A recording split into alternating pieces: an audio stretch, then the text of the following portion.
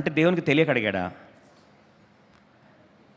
తెలియక దేవుడు అడగాల్సిన అవసరం లేదు. ఎందుకంటే దేవుడు హృదయ ఆలోచనలు కూడా ఎరిగిన దేవుడు. ఊహ పుట్టక మునుపే అసలు నువ్వు ఏం ఆలోచిస్తావు కూడా ఆయనకి తెలుసు. మరి ఎందుకు అడిగాడు? It is not for information. దయచేసి వినండి, ఇన్ఫర్మేషన్ ఇవ్వడం కాదు, ఇట్ ఈస్ ఫర్ రెవల్యూషన్. ప్రత్యక్షత ఇవ్వడానికి మాట్లాడాడు. ఏమన్నాడు తెలుసా? నీ చేతిలో ఏముంది మోషే అంటే ఆయన అన్నాడు, నా చేతిలో ఏముంది ప్రభా? కర్ర ఉంది. దయచేసి వినండి, గొర్రెల కాపరికి అంతవరకు ఏముంటుందండి? కర్ర. That is his calling. నేను ఇంతవరకు గొర్రెల కాపరి అనడానికి నా చేతిలో ఇదే ఉంది ప్రభా.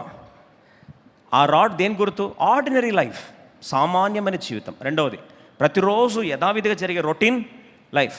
ఒక కాపరికి ఉండే యంత్రం ఏదైనా ఉందంటే ఆయుధం ఏందండి? అది కర్రనే. ఒక మాటలో చెప్పాలంటే ఇదంతా ordinary things that I have, natural things that I have. నీకేమున్నాయా సామాన్యంగా అంటే? సామాన్యంగా నాకు ఇదే ఉందయ్యా. నీ చేతిలో ఏముంది? కర్ర తప్ప నా దగ్గర ఏమీ లేదు. ఇప్పుడు చూడండి, అసమానమైన కార్యములు దేవుడు చెయ్యాలని ఇష్టపడ్డప్పుడు తన దగ్గర ఉన్న సామాన్యమైనది ఏముందో దేవుడు మొదటిగా అడిగాడు. Yes or no? ఇప్పుడు ప్రశ్న, ఆ సామాన్యమైనది ఎర్ర సముద్రం ముందు కూడా సామాన్యముగానే ఉండడానికి వీలు లేదు. ఇప్పుడు ప్రశ్న, సామాన్యమైన కర్ర అసమానమైన ఎర్ర సముద్రాలను పాయలు చేసే శక్తిగా ఎప్పుడు మారింది? చేతులు ఉన్నప్పుడు మారలే. ఇది పాయింట్. చేతులు ఉన్నప్పుడు కర్రలాగే ఉంది. దయచేసి వినండి, చేతిలో ఉన్నప్పుడు కర్రలాగే ఉంది. కానీ ఆ కర్ర పైకెత్తి, ఆకాశం వైపు కాదు, ఎర్ర సముద్రం వైపు పైకెత్తితే ఎర్ర సముద్రం ఏమైంది? పాయలుగా చీల్చబడింది. ఇప్పుడు అడుగుతున్నాను, అద్భుతము కర్రలో ఉందా? అద్భుతము చెయ్యి పైకెత్తడంలో ఉందా?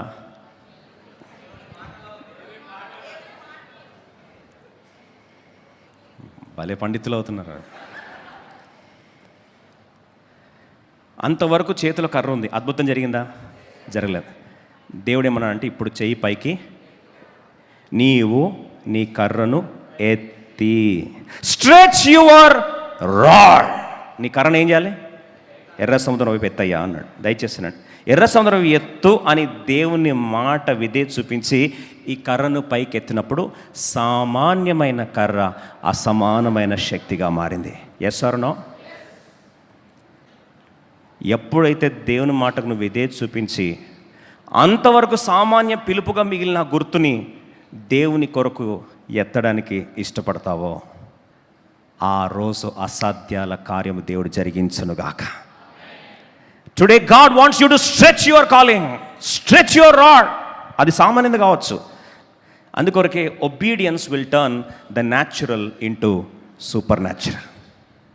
విధేయత సాధ్యాన్ని ఏం చేస్తుంది తెలుసా? అసాధ్యంగా మారుస్తుంది, అసాధ్యాన్ని సాధ్యంగా మారుస్తుంది. సామాన్యమైన కార్యాలని అసమానమైన కార్యాలుగా మార్చేది ఏంటండి? విధేయత. నా వెనకాల చెప్పండి. ఇప్పుడు ఆల్రెడీ నీ దగ్గర ఏముందో మోషే, దాన్ని నువ్వు ఏం చేయాలి? ఇప్పుడు స్ట్రెచ్ చేయాలి. ఆల్రెడీ దగ్గర కర్ర ఉంది, దాన్ని ఇప్పుడు ఏం చేయాలి? స్ట్రెచ్ చేయాలి. స్ట్రెచ్ చేస్తే అసమాన్యమైన కార్యాలు అది చేస్తుంది, ఎక్స్ట్రాడినరీ థింగ్స్ చేస్తుంది. See, till then it was an ordinary rod, now it is doing extraordinary things. Till then it was a natural rod, now it is doing supernatural things.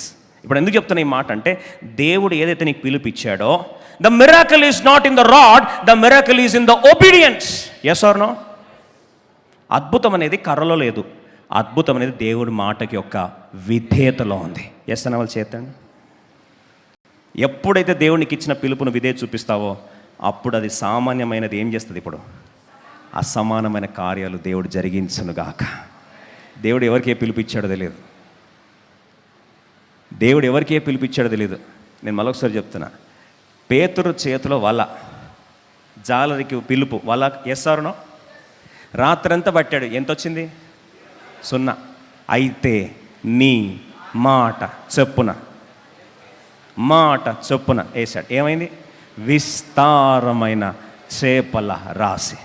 అద్భుతం వలలో ఉందా? అద్భుతం విధేయతలు ఉందా? విధేయతలు. ఈరోజు మరొకసారి చెప్తున్నా, when you are ready to obey, whatever is God's calling. When you ready to stretch your rod, let it be your calling. Let you tell you super natural unfold. మానవాతీతమైన కార్యాలు నీ జీవితంలో జరిగించడం ఆరంభిస్తాడు దేవుడు. ముగిస్తూ ఒక మాట్లాడతాను. దావీదు గొల్యాతుని గెలిచాడు. Yes or no? దావీదు గొల్యాతుని గెలవడంలో ఏమేమి వాడాడు? వడిసెల, రాయి, ఇంతేనా? ఏమేమి సామాన్లు ఉన్నాయి దావీదు దగ్గర?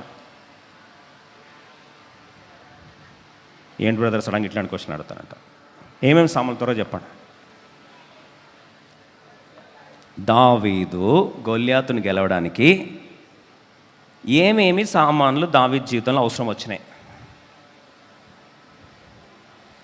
సడన్గా ఇట్లా అడిగితే ఎట్లా బ్రదర్ అంటారా? సరే, మీరేమనుకుంటారో చెప్పండి త్వరగా. వడిసెల, రాయి, అంతేనా? మీతో ఏం లేవా? నేను లిస్టు చూపిస్తాను మీకు, రండి. 1 సమయాలు 17వ అధ్యాయం, త్వరగా 1 సమయాలు 17వ అధ్యాయం. పిలుపులో కర్ర ఎత్తు అంటే విధేయత ఎట్లా స్టార్ట్ అయిందో ఆ దావీదు జీవితంలో క్లుప్తంగా చూస్తాం త్వరగా. 1 Samuel 17 త్వరతో చదువుదామా? 17 యెష్షయి తన కుమారుడైన దావీదును పిలిచి, నీ సహోదరుల కొరకు వేయించిన ఈ గోధుమలలో ఒక తూమెడు ఈ 10 రొట్టెలను తీసుకొని దండులోనున్న నీ సహోదరుల దగ్గరకు త్వరగా పొమ్ము. ఇప్పుడు ఏమేమి తీసుకొని పోవాలి? చూసి చెప్పండి. Open book competition. గోధుమలు, తూమెడు, తర్వాత 10 రొట్టెలు ఇవి తీసుకొని పోయా అన్నాడు. దీని అంతటిని ప్యాకింగ్ చేయమంటాము క్యారియర్ బాక్స్. వెరీ గుడ్, మంచి చెప్పారు, కరెక్ట్. Carrier box correct. ఇంగ్లీష్లో క్యారేజ్ అని ఉంది. ఇక్కడ ఉంది, రండి 22వ వచనం చూద్దాం. 1 Samuel 17:22. యుద్ధ భూమికి ఏమేమి తీసుకుపోయాడు అన్ని సామాన్లు లిస్టు చూడాలా. మనం అన్ని డిలీట్ చేసి ఓన్లీ వడిసెల గుమాకి అంటే కష్టం. రండి పాయింట్కి వస్తాం. 1 Samuel 17:22 కలిసావు. దావీదు తాను తెచ్చిన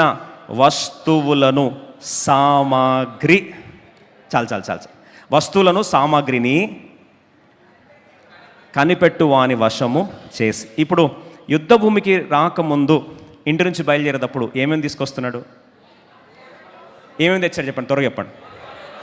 సామాన్లు అందమా? నా వెనకాల చెప్పండి. సామాన్లు ఎస్ అనాలి చేత. క్యారియర్ బాక్స్ అన, లేకపోతే క్యారియర్ బాక్స్ అన్న. ఇప్పుడు క్యారియర్ బాక్స్ మోసుకొచ్చాడా లేదా? ఎస్. నెక్స్ట్ ఇంకేం తీసుకొచ్చాడు? ఇలా సాయంత్రం ఈవినింగ్ సర్వీస్ లాగా లాగేటట్టున్నారు చూస్తుంటే. 14:40. సరే, నాకు ప్రశ్నలు ఎందుకని సామాన్లు అడుగుతుంటే మీరేమో ప్రశ్నలు అంటారు. 40 వచనం రండి. టాంజిబుల్ లగేజ్ ఏం తీసుకొచ్చాడు? 40th verse. 17:40. ఇప్పుడు రెండోది ఏముంది? తన కర్ర చేత పట్టుకొని. ఫస్ట్ సామాన్లు ప్లస్ రెండోది కర్ర. ఇప్పుడు మూడోది, ఏటి లోయలో నుండి 5 నున్నని రాళ్ళు. మూడోది ఏంటి? 5 నున్నని రాళ్ళు. నాలుగోది ఏరుకొని తన యుద్ధనున్న చిక్కములో సంచిలో ఉంచుకొని. ఎన్నైనాయి?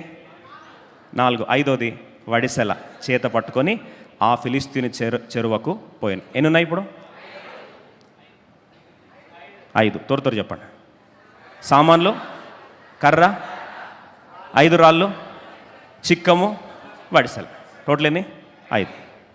ఇప్పుడు డైరెక్ట్గా స్టోరీలో మనకి ఏమొస్తుందంటే వడిసెల, రాయి. మిగతా నేను కాకెత్తుకుపోయిందా?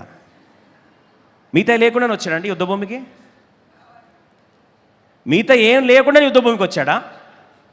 టైంపాస్ చేయడానికి వచ్చాడా? లేదా గొర్రెల కాపర్లాగా వరుస పెట్టుకొని వచ్చాడా? దయచేసి వినండి. మొదటిగా సామాన్లు తీసుకొని బయలుదేరమని తండ్రి చెప్పాడు కాబట్టి యుద్ధభూమిలోకి వచ్చాడు. నేను ధ్యానిస్తున్న ఒక మాట నాకు దేవుడికి తాకాడు. ఏం తెలుసా? ఆయన మోసుకొని వస్తున్న భోజనము తన సహోదరులకు అనుకుంటే పొరపాటు. ఆ రోజు దేవుడు పిలిచిన పిలుపులో తండ్రి పిలిచి, ఏయ్ ఇట్రా సామాన్లు మోసుకోబా అంటే, నీకు తెలుసా నేను ఎవరో? నాయన నీ కళ్ళ ముందు నా తల మీద ఏముంది తెలుసా? ఏముంది తల మీద? అభిషేక తైలం ఉంది. అభిషేకం దేని కొరకు? రాజుగా నన్ను ఏం చేశాడు? అభిషేకించాడు. నేను రాజుగా అభిషేకిస్తే నువ్వు నన్ను ఏం మోయమంటున్నావు? కరెక్ట్ చెప్పండి. సామాన్లు మోయమంటావా? సలాంలు కొట్టించుకునే ఈ చేత్తో ఇప్పుడు నువ్వు సామాన్లు మోయమంటావా? ఇది నీకు అంత మర్యాద చెప్పంలేండి. నీకు ఎట్లాగా అనిపిస్తున్నా నేను నీకు? How dare you ask me to become a carrier box? Zomato Swiggy boy చేస్తావా నన్ను లాస్ట్కి? నేను ఎవరో తెలుసా నీకు? ఎవరు నేను? ఇశ్రాయేలు దేశానికి రాజుని. తల మీద చూడు, పట్టుకో. ఇంకా అభిషేకం పొర్లి, ఆ పొర్లి పారి అభిషేకం కనిపిస్తా లేదా నీకు? అందు ఏం చేస్తాం? మళ్ళీ తిడతాం కదా. దేవుడు నాతో మాట్లాడిన మాట ఏం తెలుసా అండి? ఆయన ఆ రోజు సామాన్లు మోసుకుపోతుంది, ఆహారం మోసుకుపోతుంది, సహోదరులకు కాదు. He was carrying the food not for the brothers only, but he was carrying the blessing for generations. తరాలకు ఆశీర్వాదాన్ని మోసుకెళ్తున్నాడు. తన తరతరము రాజ్యస్థానంలో కూర్చోడానికి ఆశీర్వాదాల మూట మోసుకెళ్తున్నాడని ఆ రోజు పని చేస్తున్న సేవకుడు అయిన దావీదుకి అది తెలియకపోవచ్చు. కానీ దేవుడు ఆ రోజు నా సామాన్లు ఏం చేశాడు? ఆశీర్వదించాడు. ఎందుకు చెప్తున్న ఈ మాట అంటే, before conqueror he became a carrier. Before conqueror he became a carrier.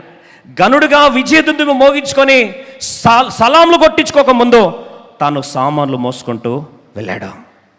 బహుశా మన సామాన్లు మోసుకుంటూ పోతున్న దావీదుని చూస్తే అరే పాపం ఎంత దయనీయమైన పరిస్థితి అండి. అభిషేకం తల మీద ఉంది, కానీ భుజాల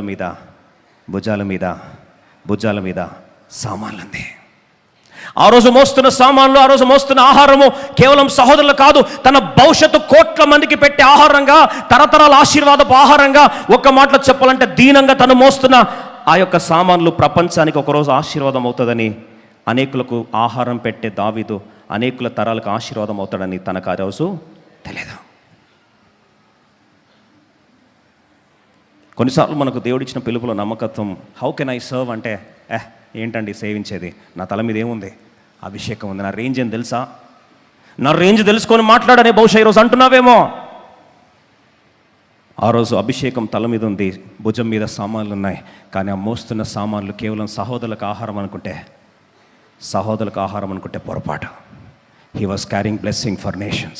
He was carrying blessings for his own family. He was carrying blessings for his own legacy. He was carrying blessings for generations. And ఆ తరతరాల ఆశీర్వాదాన్ని ఆ రోజు భుజం మీద మోసుకొని దీనుడిగా వెళ్తున్నాడని ఈరోజు దేవుడు మనందరితో మాట్లాడుతున్నాడు.